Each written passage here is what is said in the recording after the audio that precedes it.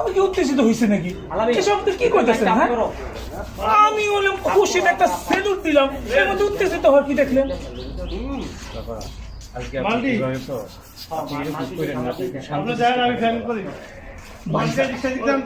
কি কইতাছে? আমি উল্টা পাল্টা কি করছি? আমি তো বিবাহের খুশিতে একটা সেলুট দিলাম। ঠিক আছে, আপনার বিবাহ আপনি তো খুশি হইবেন।